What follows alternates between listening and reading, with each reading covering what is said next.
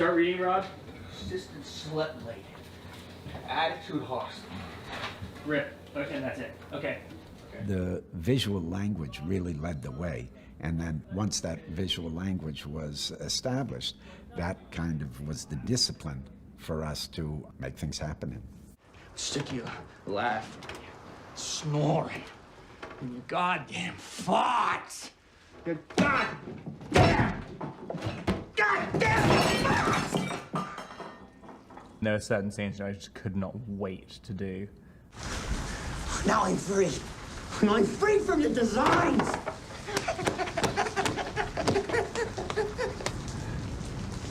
Now I got it all figured out. Except what's the secret mischief you're keeping? Up there! Jesus, Mary and Joseph, Tony. It's something I remember the final scene. Robert Eggers is so kind of meticulous about things. I mean, literally, it was like the enormously long scene.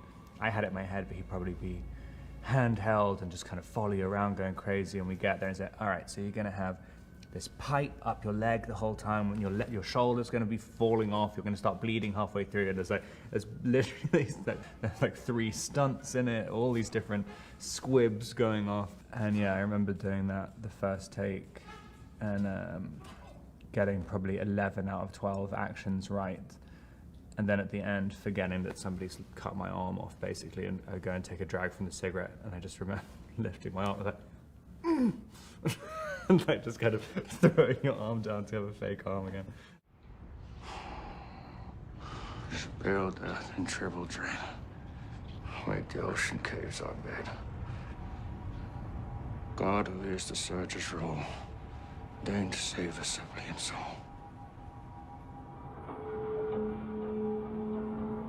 Yeah, one shot that's interesting, it might be too subtle to really see, is when Winslow finally climbs Lighthouse at the end, looks at the bulb. And so the whole movie, we've had this filter, right? Red light is forbidden. He has this craggy appearance.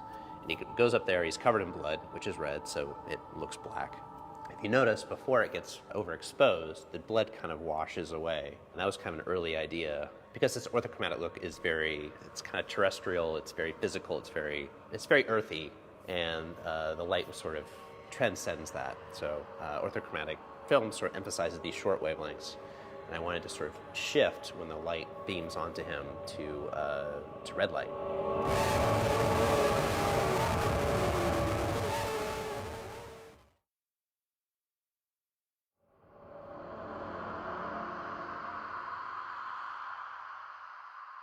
It's so hard to find stuff that really feels original, and like this was just one of those really special things where like I'm so glad I did it. Approaching a script like this, you don't know how it's going to turn out, and you don't know how each of these scenes will even work out, so it just felt like you're running up to a cliff and then just jumping off it. I ain't finished yet! Yeah, and Robert is kind of very particular in some ways, but then also really likes it when you're surprising him. But yeah, there's kind of weirdly a lot of freedom, considering the script is very tight and kind of particular. I mean, it's like nothing's improvised or anything like that. It's all, every single little noise is in the script. Even though we went further, I mean, it was good. The acting was nice. Let's try again. You read this script, you get with Robert Eggers. He's giving you all these chances to do things that excite me, that are possibilities for a transformation, to have something happen to you, have an experience that you've never done before. It's deeply taking a walk in someone else's shoes, which is always, on some level, what performing is. So you don't feel a sacrifice. It's not easy. The conditions were terrible. I mean, real physical pain and challenge, but there was so much pleasure in what we were doing, it wasn't a problem.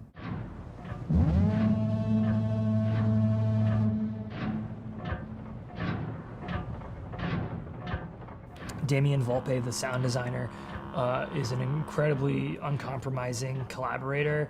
He's known Damon for a while, you know. Sound is at least as important as what I do. That's like the final treat, and there's such a weird meld between